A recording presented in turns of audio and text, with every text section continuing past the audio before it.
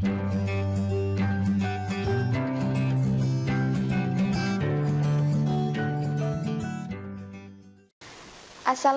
warahmatullahi wabarakatuh. Hai adik-adik yang ada di rumah, selamat sejahtera dari kakak. Namun perkenalan dulu, nama kakak yaitu Rifa Anfaunisa, berasal dari kota Subang. Nah, di sini kakak akan menjelaskan materi kelas 7 yaitu bab 3 mengenai semua bersih hidup menjadi nyaman. Nah, mungkin tidak aneh lagi ya tentang kebersihan bagi kehidupan kita sehari-hari. Nah, namun dalam bahasa Arab tentang kebersihan itu ada yang dinamakan dengan toharoh. Nah, sebelum kakak menjelaskan, namun di sini kakak akan membahas apa-apa sih yang akan kakak jelaskan untuk hari ini. Nah, di sini kakak akan menjelaskan tentang toharoh. Yang pertama yaitu pengertian toharoh, yang kedua yaitu dalil-dalil tentang toharoh, yang ketiga yaitu pembagian toharoh, apa aja sih yang termasuk dengan toharoh itu. Nah, yang ketiga yaitu tata cara dari toharoh, yang keempat yaitu hikmah dari toharoh. Nah, yang pertama yaitu pengertian toharoh. Toharoh secara bahasa itu bersuci dalam, jadi kalau dari bahasa itu secara umum bersuci dari apapun. Nah, itu yang disebut dengan toharoh secara bahasa. Namun di sini ibu akan menjelaskan toharoh menurut istilah. Nah, apa sih yang dinamakan dengan toharoh menurut istilah? Nah, toharoh secara istilah yaitu bersih dari hadas dan najis. Jadi toharoh di sini itu meliputi dua, satu bersuci dari najis, yang kedua bersuci dari hadas. Nah, beda ya antara bersuci sama bersih. Nah, biasanya kita suka melakukan itu bebersih ya, tapi ketika kita melaksanakan ibadah di situ kita dianjurkan untuk bersuci. Bedanya apa? Bersuci belum tentu bersih, bersih belum tentu suci, tapi yang suci sudah tentu bersih. Nah, lanjut. Nah, dalil-dalil tentang toharoh, sebelumnya kita harus tahu dulu nih dalil-dalil tentang toharoh. Nah, dalam Al-Quran Allah Subhanahu wa Ta'ala menerangkan kepada kita bahwa kita itu harus bebersih. Mengapa demikian? Karena di sini Allah Subhanahu wa Ta'ala dalam Quran surah Al-Baqarah ayat 222, A'udzubillahi minasyaitonirrajim, Bismillahirrahmanirrahim. Innallaha yuhibbut tawabina wa yuhibbul mutatahhirin. Shadaqallahul azim, wallahu a'lam bimuradi. Sesungguhnya Allah menyukai orang yang bertaubat dan menyukai orang yang menyucikan diri. Nah, hadis di atas menerangkan kepada kita bahwa Allah itu menyukai orang yang taubat. Mengapa? Karena dia menyesali atas kotoran-kotoran batinnya, dosa-dosanya. Dan di samping itu juga Allah menyukai orang-orang yang menyucikan dirinya, yaitu dia selalu bersih. Apalagi ketika kita mau ibadah ke Allah, maka di situ kita dianjurkan untuk mensucikan diri. Nah, ada lagi hadis yang tentang bebersih atau bersuci, yaitu an-nadhafatu minal iman. Kebersihan adalah sebagian dari iman. Nah, hadis di atas menegaskan kepada kita bagi orang yang beriman penting melaksanakan bebersih. Orang tersebut tidak dikatakan beriman apabila dia tidak peduli akan kebersihan. Mengapa dia tidak disebut iman kalau dia tidak peduli akan kebersihan? Karena kebersihan itu merupakan suatu hal yang sangat penting bagi kehidupan kita. Bayangkan kalau misal kita belajar dengan baju yang kotor atau ruangan yang begitu kotor, apakah kita bakal nyaman? Apakah kita bakal fokus? Nah, justru sebaliknya, ketika kita belajar dengan keadaan yang begitu kotor, lama-kelamaan semuanya akan bertimbul penyakit dan lama-kelamaan kita pun tidak akan fokus dalam pekerjaan. Nah, itu alasannya mengapa kita harus menjaga kebersihan. Nah, lanjut yang ketiga yaitu pembagian dari toharoh. Nah, apa aja sih pembagian dari toharoh? Nah, tadi sudah kakak jelaskan bahwa pembagian toharoh itu meliputi dua. Satu, toharoh dari najis, yang kedua toharoh dari hadas. Nah, di sini kakak akan menerangkan toharoh dari najis. Namun sebelum termasuk tata cara toharoh dari najis, apa aja sih bagian-bagian dari toharoh dari najis? Nah, isi dari najis yaitu ada 3. 1 mughaladoh, yang kedua mukhafafah, dan yang ketiga mutawasitoh. Nah, mughaladoh, sebelumnya apa pengertian dari mughaladoh? Nah, najis mughaladoh yaitu najis najis paling berat. Maksud paling berat gimana? Nah, paling berat dalam mensucikannya. Nah, adapun isi dari najis mughaladoh itu yaitu najis yang bersumber dari anjing, najis bersumber dari babi. Jadi, apabila kita terkena air liurnya, apabila kita terkena nanahnya atau terkena darahnya, maka kita menjadi mutanajis. Beda ya antara najis dan mutanajis. Kalau najis mah emang datiahnya najis, kalau mutanajis mah barang yang suci yang terkena oleh najis. Nah, yang itu disebut dengan mutanajis. Nah, itu yang pertama yaitu najis mughaladoh.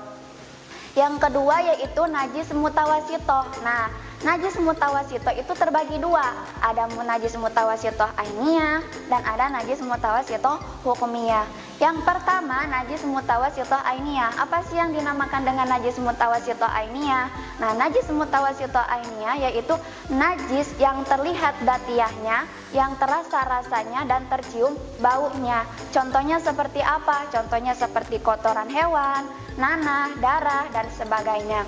Nah, yang kedua ada lagi yaitu najis mutawasitoh hukmiyah. Nah, apa aja sih najis mutawasitoh hukmiyah? Nah, sebaliknya dari najis mutawasitoh ainiyah. Nah, yang tidak terlihat datiahnya, yang tidak terasa rasanya, dan tidak tercium baunya. Nah, contohnya bagaimana? Contohnya yaitu air kencing yang sudah kering. Nah, itu contoh mutawasitoh hukmiyah. Nah, bagian najis yang ketiga yaitu najis mukhafafah. Nah, apa sih yang dinamakan dengan najis mukhafafah? Nah, najis mukhafafah yaitu najis air kencing laki-laki, air kencing bayi laki-laki yang belum berumur 2 tahun dan dia pun belum makan apa-apa. Nah, ketika kita terkena air kencingnya, maka kita menjadi mutanajis. Nah, itu bagian-bagian dari najis. Yang kedua, meliputi toharoh itu yaitu toharoh dari hadas. Nah, apa aja sih toharoh dari hadas? Yang pertama yaitu hadas itu terbagi 2. 1 hadas besar, yang kedua hadas kecil. Nah, yang pertama yaitu hadas besar. Apa aja sih yang termasuk hadas besar? Nah, yang pertama yaitu hadas besar ketika kita bersetubuh. Nah, maka kita termasuk hadas besar. Yang kedua yaitu keluarnya air mani. Yang ketiga yaitu ketika kita keluar haid. Yang keempat nifas, dan yang kelima ketika kita istihadoh, dan yang kegenap ketika kita meninggal. Nah, apabila kita terkena salah satunya, maka kita mempunyai hadas besar. Nah, yang kedua yaitu hadas kecil. Nah, apa aja sih yang termasuk hadas kecil? Nah, hadas kecil yaitu ketika kita ada yang keluar dari sakubul dan dubur kita. Contohnya seperti kentut, keluar air kencing, atau keluar air besar. Nah, terus ada lagi yaitu ketika kita terhilangnya akal, mau itu tidur atau gila. Nah, terus ketika kita paantel antara kulit laki-laki dan kulit perempuan. Nah, itu termasuk hadas kecil. Nah, yang selanjutnya yaitu ketika kita menyentuh kubul dan dubur dengan telapak tangan. Maaf sebelumnya. Nah, itu termasuk Itu termasuk hadas kecil. Nah, sekarang masuk bagaimana sih tata cara toharoh. Tata cara toharoh. Sebelumnya tata cara toharoh dari najis. Nah, bagaimana sih tata toharoh dari najis? Nah, kata ibu tadi, najis itu terbagi menjadi 3. 1 najis mughaladoh, 2 najis mutawasito, dan 3 najis mukhafafah. Nah, yang pertama cara mensucikan najis mughalado, yang pertama yaitu hilangkan dulu najisnya. Ketika kita terkena air liurnya, ketika kita terkena nanahnya, maka hilangkan dulu datia-datia yang menempel kepada diri kita. Nah, yang kedua, ketika sudah hilang datia najisnya, maka basuh sebanyak 7 kali. Nah, basuh sebanyak 7 kali. Yang ketiga, ketika sudah dibasuh sebanyak 7 kali, yang ketiga, salah satu di antara yang 7 itu harus harus pakai dengan tanah. Mau yang kedua, mau yang ketiga, atau mau yang keempat, salah satunya harus dengan tanah. Nah, tata cara toharoh dari najis yang kedua yaitu mutawasito. Nah, najis mutawasito itu paling rendah dalam mensucikannya. Kata ibu tadi, najis mutawasito itu terbagi 2 ya. Ada najis mutawasito ainiyah dan ada lagi najis mutawasito hukumiyah. Nah, tata cara mensucikan najis mutawasito ainiyah, yang pertama hilangkan dulu datia najisnya. Nah, yang kedua, ketika sudah hilang, maka mengalirkan air ke tempat yang terkena tempat yang terkena itu najis. Nah, tata yang kedua yaitu tata cara toharoh dari najis mutawasito hukumiyah, yaitu mutawasito hukumiyah yang tidak ada datiahnya, yang tidak terlihat. Maka tata caranya cukup mengalirkan air ke tempat yang terkena najis. Nah, tata cara toharoh dari najis mukhafafah. Nah, sekarang najis mukhafafah. Najis mukhafafah itu najis paling ringan dalam mensucikannya. Nah, bagaimana cara mensucikannya? Yaitu cukup dengan memercikkan air atau mengusap air yang suci pada permukaan yang terkena najis. Nah, itu tata cara toharoh dari najis. Selanjutnya, nah sekarang bagian yang kedua yaitu meliputi dari hadas. Nah, bagaimana sih tata cara toharoh dari hadas? Nah, hadas terbagi menjadi 2. Yang pertama yaitu hadas besar dan yang kedua yaitu hadas kecil. Nah, yang pertama yaitu hadas besar. Bagaimana cara mensucikannya? Nah, cara mensucikannya hadas besar yaitu harus dengan mandi wajib atau yang dinamakan dengan mandi jinabat atau mandi junub. Nah, bagaimana cara mandi wajibnya? Yang pertama yaitu niat. Bagaimana niatnya? Nawaitu rob al hadasil akbari fardu lillahi ta'ala. Ketika kita sudah niat, nah yang kedua yaitu hilangkan dulu datia yang kotor-kotoran yang ada di diri kita. Ketika sudah hilang, yang kedua yaitu yang ketiga yaitu mengalirkan air ke seluruh anggota tubuh, dari pangkal rambut sampai dengan ujung kaki. Semua dari pangkal kepala sampai dengan ujung kaki, semuanya harus terbanjur dengan air. Nah, yang kedua yaitu toharoh dari hadas. Bagaimana caranya? Yaitu dengan berwudu. Nah, dengan berwudu. Bagaimana tata cara wudu? Yang pertama yaitu kita niat. Nah, bagaimana niatnya? Nawaitu wudu'a lirafil hadasil asgori fardulillahi ta'ala. Ketika kita sudah niat, yang kedua yaitu disunatkan yang membasuh telapak tangan dan berkumur-kumur, terus disunatkan lagi menghirup air ke hidung. Nah, yang ketiga yaitu membasuh muka. Nah, batasan-batasan muka yaitu dari atas jadinya rambut sampai sini, bukan sampai sini ya, tapi sampai sini. Nah, sampai sini. Terus dari pinggirnya yaitu kalau bahasa Sundanya yaitu pepentil celi. Nah, pepentil celi dari kanan sampai dengan kiri. Nah, itu membasuh muka. Yang keempat yaitu ketika kita sudah membasuh muka yaitu kita membasuh tangan. Nah, batasan tangan yaitu dari pangkal jari sampai dengan siku. Nah, ketika sudah membasuh tangan, kita juga disunatkan membasuh embun-embun. Nah, ketika yang keempat yaitu yang kelima yaitu membasuh embun-embun, membasuh sebagian dari kepala dari sini. Nah, yang keenam yaitu membasuh kaki, nah sampai dengan mata kaki. Nah, yang ketujuh yaitu tartib. Nah, lanjut, ketika kita sudah Ibu terangkan ya bagaimana pengertian toharoh, bagaimana tata cara toharoh, dan bagian-bagian toharoh. Sekarang masuk kepada hikmahnya, mengapa sih kita harus harus bebersih, mengapa sih kita harus tahu tentang toharoh?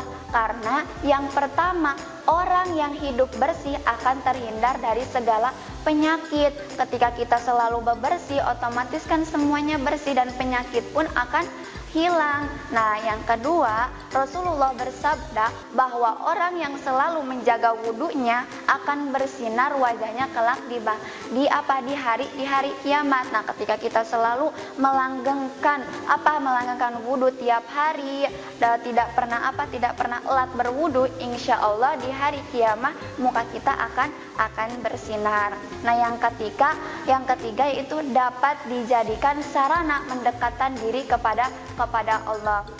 Nah, yang keempat yaitu kebersihan akan membuat kita hidup dengan lebih nyaman. Jadi, ketika kita selalu bersih, maka kita akan hidup nyaman, mau belajar nyaman, mau beraktivitas nyaman, dan jadi semuanya akan hidup dengan lancar dan nyaman selamanya.